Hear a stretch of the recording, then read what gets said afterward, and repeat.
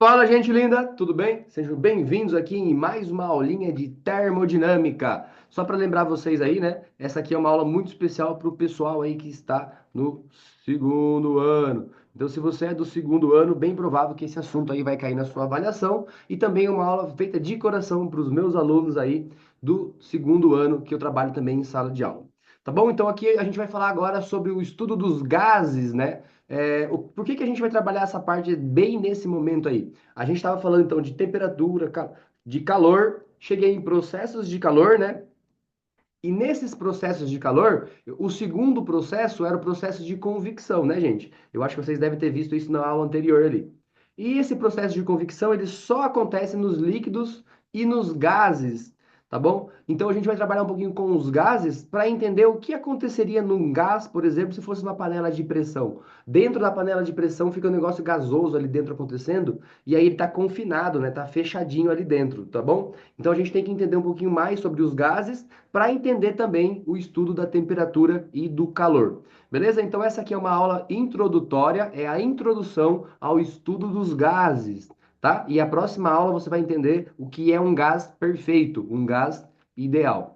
Tá bom? Vamos lá então, gente. Eu sou o professor Michael Sisoto e você está aqui no meu canal, onde a gente aprende e está sempre ficando mais esperto. Hoje o assunto é gases. Hoje o assunto é então o que é um gás e quais são as variáveis dentro de um gás. Já vou dizer para você que vai ter aí algumas letrinhas matemáticas, né? Alguns valores para você calcular. Mas vamos lá, então, definição de um gás. O que que é um gás, né? Então, os gases, né, eles tratam de um o quê? De um conjunto numeroso de partículas. Então, são muitas bolinhas ali, muitas partículas. Você consegue ver isso quando você pega o aerosol, passa o aerosol, você fala assim, nossa, o que está acontecendo aqui?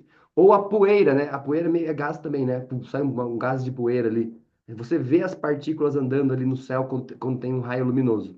Então, são um número muito grande de bolinhas, de partículas que apresentam energia cinética. Energia cinética é a energia de movimentação, maior do que a energia de ligação. Como assim, gente? A energia cinética é a energia de movimento, então ela tem velocidade. Imagina uma bolinha andando de um lado para o outro.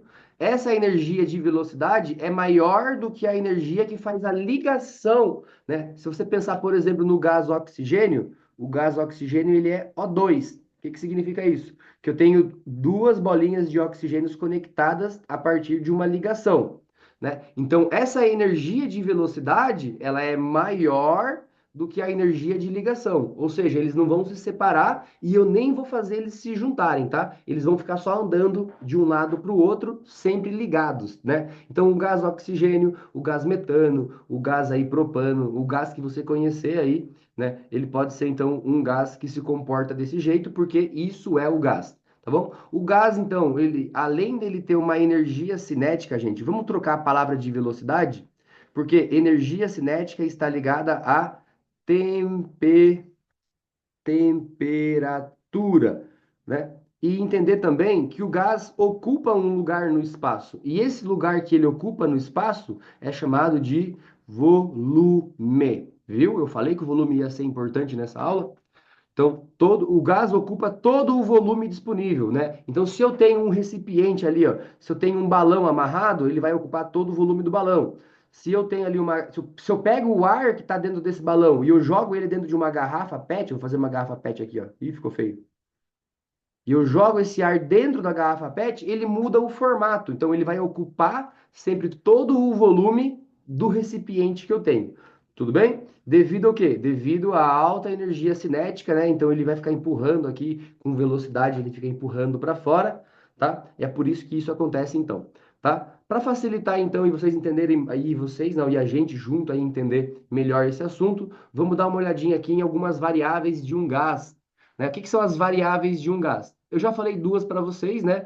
Então, as variáveis de um gás, elas são aí números e valores que você consegue entender. O mais importante de todos, olha que coisa linda, dá aí uma anotação no seu caderno, né?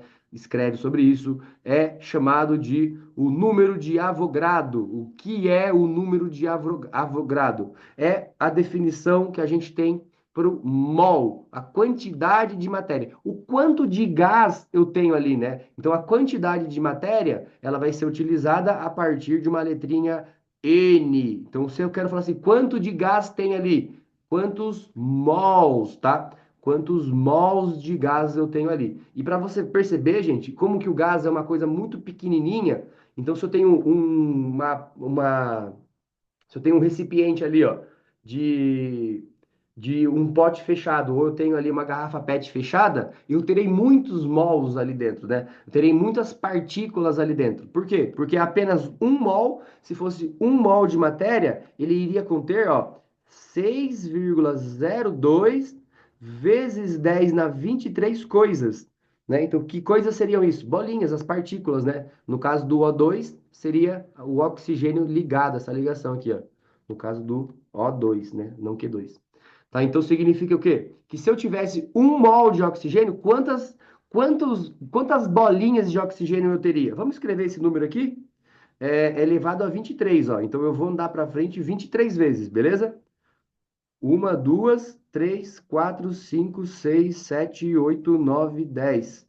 11, 12, 13, 14, 15, 16, 17, 18, 19, 20, 21, 22, 23. Então, ó, se você tivesse apenas um mol, tá? Um mol aí é um volume até que um pouco grande, tá? Você teria toda essa quantidade de oxigênio. Vamos, vocês nem conseguem falar esse número aí, ó. Aqui é milhar, aqui é milhão, aqui é bilhão, aqui é trilhão, quadrilhão, quinquilhão, septilhão. Né? Então são 602 septilhão. Nossa, mãe, é muita coisa. Isso. Por quê? Porque o gás é muito pequenininho, tá? Então, uma das variáveis que a gente já tem aí é o mol, a quantidade de gás, tá? Fui claro? Se tiver alguma dúvida a respeito disso, pessoal, não esqueçam de deixar aí nos comentários, tá bom? E essa quantidade, né? Sempre que existe matéria, sempre que existe quantidade, vai ter então algumas outras variáveis envolvidas, como por exemplo a temperatura, que eu já falei, e o volume, que eu já falei lá na definição de gás, né? O que é a temperatura então, ó? A temperatura está relacionada com o grau de agitação das partículas, né? Associa-se ainda com a energia de ligação dessas partículas e com a energia interna do gás.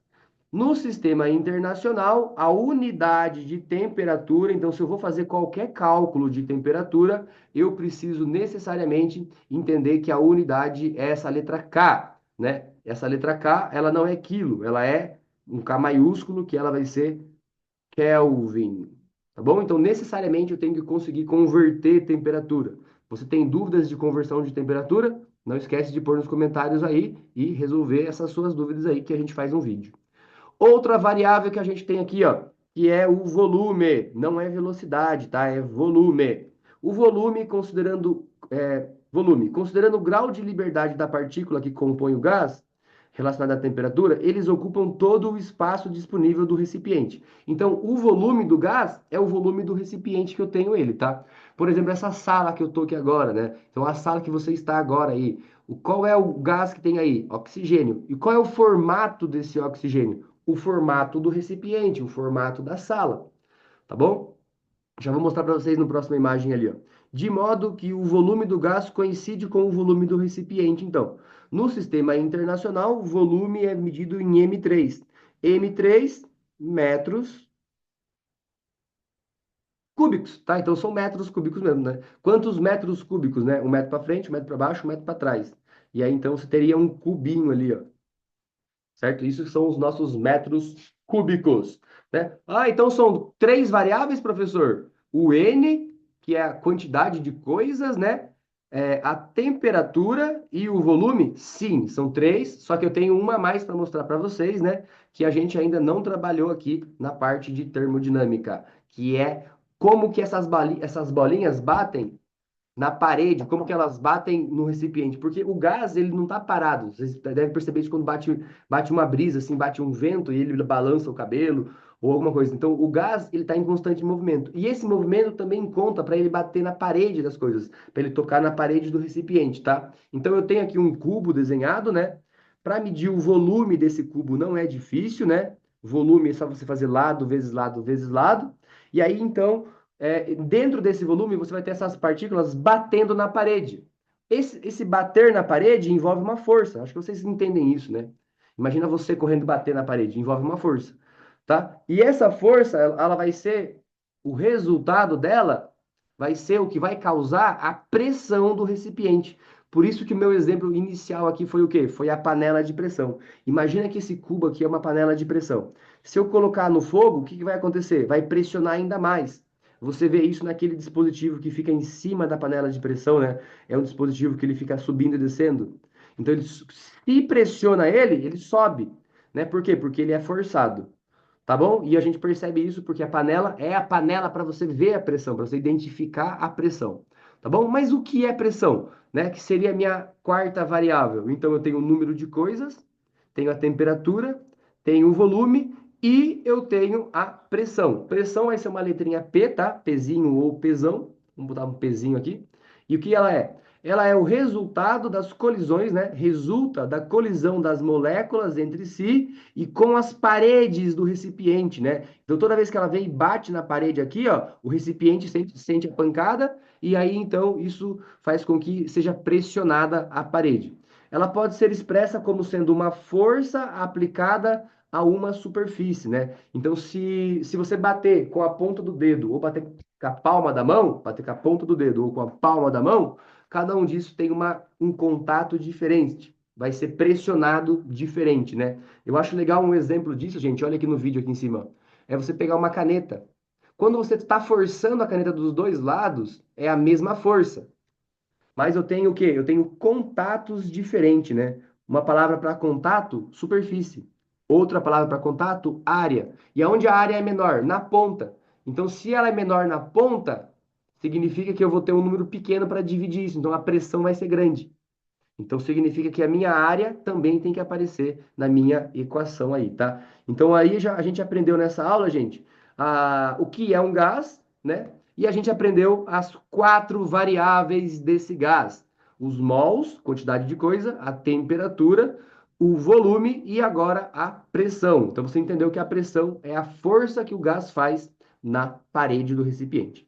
Tudo bem, gente? Não esqueçam, se tiverem dúvidas aí, deixem as dúvidas nos comentários, tá? Essa foi uma aula especial para você aí saciar suas dúvidas. Sempre bem rapidinha, né? Porque vocês são agitados e são rápidos aí.